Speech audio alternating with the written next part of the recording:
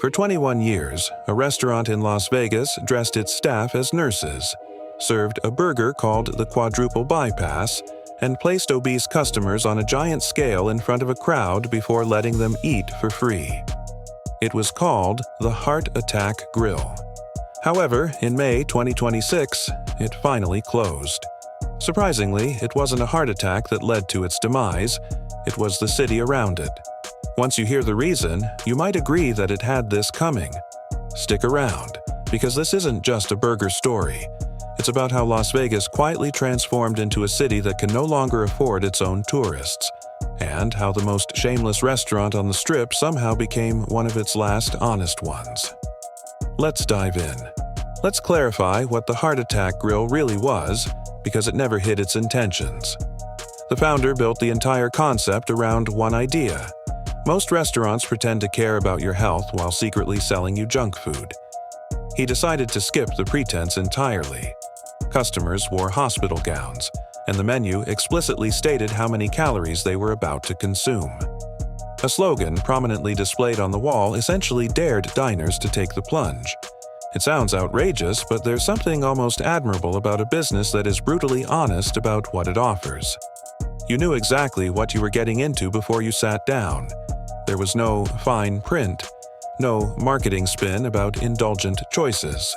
Just a burger the size of a dinner plate, with a wheelchair waiting by the door if you needed it.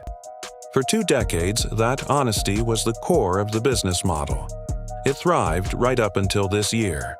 So, when the doors closed for good, many assumed they knew the reason behind it. Health backlash, a lawsuit, or maybe the founder simply grew tired of the act. But none of that was true.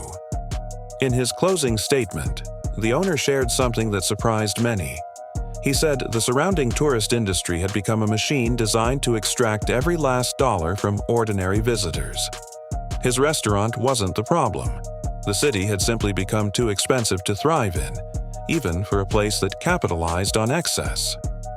There's an obvious joke here, which the internet quickly made. The man who spent 2 decades trying to give people heart attacks for fun is now lecturing everyone about ethics. That's fair. But beneath the punchline, he's actually pointing out something real. Once you examine what has been happening in Las Vegas since the pandemic, it's hard to argue with his perspective. To understand why this matters, we need to consider the deal Las Vegas has offered visitors for nearly 80 years. Back in the 1940s, one casino owner faced a simple problem. Gamblers were leaving the building at midnight to find food, which meant they stopped losing money at the tables while they ate. His solution was almost genius in its simplicity. Provide a huge spread of food, charge a flat price low enough that it felt like a gift, and let people eat as much as they wanted. The food itself wasn't the primary business, it was the bait. Casinos didn't need the buffet to be profitable on its own. They needed it to keep people in the building because every extra hour inside meant another opportunity to take a shot at their wallets on the way to the bathroom. For decades, this arrangement worked out in the visitors' favor as well, with cheap food, cheap rooms, and a genuine chance of leaving with an exciting story. It's like a mall offering free popcorn just to keep you browsing longer. Nobody minds the popcorn. You know what game is being played, and you're fine with it because the entire experience still feels worth the trip. This is the version of Las Vegas that the Heart Attack Grill belonged to, but that version has been quietly fading away for some time. Now, here's where it gets interesting. The buffet didn't just gradually fade out, it was wiped out almost overnight, largely due to the pandemic. When Las Vegas shut down in 2020, every buffet in the city closed along with everything else. However, when the casinos reopened, many of those buffets simply did not return. It turned out that shutting them down gave casino executives the perfect opportunity to reassess their numbers without them, and many executives liked what they discovered. Several major buffets across the Strip never reopened, and by the end of 2025, only a small handful of the original casino buffets in the entire city would still be operating, a fraction of what once existed.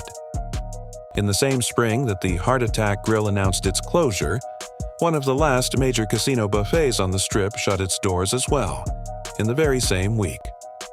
Let's take a quick pause here because this pattern, a company using a crisis as an excuse to quietly eliminate something that used to make it accessible to regular people, appears frequently if you start looking for it.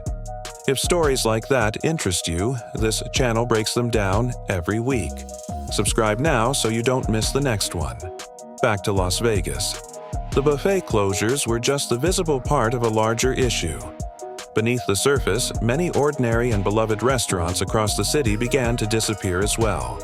Places where locals had dined for years, and in some cases, decades. A cocktail bar that had been operating near the Strip since the 1960s shut down after construction disrupted its foot traffic, and mounting pandemic debt became unmanageable. A popular local breakfast chain closed 2 locations in the same month. Additionally, a restaurant opened by a celebrity family just a few years earlier, based on a cherished family recipe, quietly went out of business after barely 3 years. Individually, these closures did not make national headlines. However, when considered collectively over a short time, they reveal a troubling trend that resembles more than just normal business turnover. It suggests that the foundation is cracking. Now, here's the part that explains it all. In 2025, Las Vegas attracted millions fewer visitors than the previous year, a decline of over 7%. Hotel rooms were emptier than usual, and the number of international visitors, particularly from Canada, sharply decreased. Surprisingly, casino gaming revenue remained largely unchanged. Take a moment to consider this. Even with fewer people walking through their doors, casinos manage to make roughly the same amount of money. This only happens one way. They extracted more from the patrons who did show up, particularly high rollers who are indifferent to the costs of a burger or hotel room. Las Vegas increasingly focused on premium experiences, such as massive concert residencies, a Formula One race weekend, a billion-dollar entertainment sphere, and upscale restaurants with price tags that would have seemed outrageous a decade ago. That strategy looks good on paper, but it comes with a hidden cost. The everyday visitor, someone who used to fly in with a few $100s, gamble a little, enjoy affordable meals, and leave feeling satisfied, is gradually being priced out of a city that was once designed for them. Here's the real irony to consider. The Heart Attack Grill spent 21 years openly and cheerfully promoting a slow, honest demise through cheeseburgers. Yet, it turned out to be one of the more straightforward businesses in a city that increasingly thrives on quiet, dishonest price gouging. Perhaps that's what they truly deserve.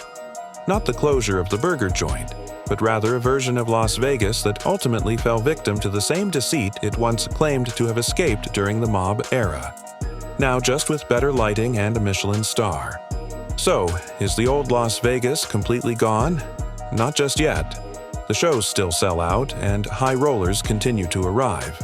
However, the city that allowed a typical family to drive in with a few $100 and leave with a memorable experience is quickly disappearing.